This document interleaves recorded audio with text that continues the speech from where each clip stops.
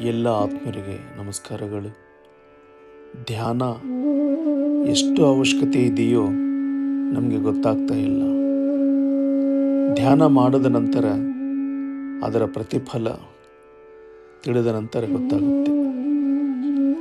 ಭಗವಂತ ನಮಗೆ 24 ಗಂಟೆ ಕೊಟ್ಟಿದ್ದಾನೆ, ಕುಟುಂಬ ಕೊಟ್ಟಿದ್ದಾನೆ, ಮಕ್ಕಳಿಗೆ ಕೊಟ್ಟಿದ್ದಾನೆ, ಅಣ್ಣ ತಮ್ಮಂದರಿಗೆ ಕೊಟ್ಟಿದ್ದಾನೆ, ಸ್ನೇಹಿತರಿಗೆ ಕೊಟ್ಟಿದ್ದಾನೆ, ಜೊತೆಗೆ 24 ಗಂಟೆ ಕಾಲನೂ ಇದೆ. ಇಷ್ಟೆಲ್ಲ ಕೊಟ್ಟಿದ್ದು ಭಗವಂತ ತಾನೇ. ಮತ್ತು ಆ ಭಗವಂತ ನಮ್ಮೊಳಗೆ ಇದ್ದಾನೆ. ಆ ಭಗವಂತಕ್ಕೋಸ್ಕರ ನಾವು 1 ಗಂಟೆ ನಮ್ಮ ಆತ್ಮದ ಜೊತೆ, ಮನಸ್ಸಿನ ಜೊತೆ, ಬುದ್ಧಿಯ ಜೊತೆ, ಶರೀರ ಜೊತೆ ನಮಗೋಸ್ಕರ ನಾವು ಆರೋಗ್ಯಕ್ಕೋಸ್ಕರ, ಆಯುಷ್ಯಕ್ಕೋಸ್ಕರ, ಆನಂದಕ್ಕೋಸ್ಕರ, ಆತ್ಮವಿಶ್ವಾಸಕ್ಕೋಸ್ಕರ ನಾವು ಧ್ಯಾನ ಯಾಕೆ ಮಾಡಬಾರ್ದು? ಮಿತ್ರರೇ, ಒಮ್ಮೆ ಯೋಚನೆ ಮಾಡಿ ದಯವಿಟ್ಟು.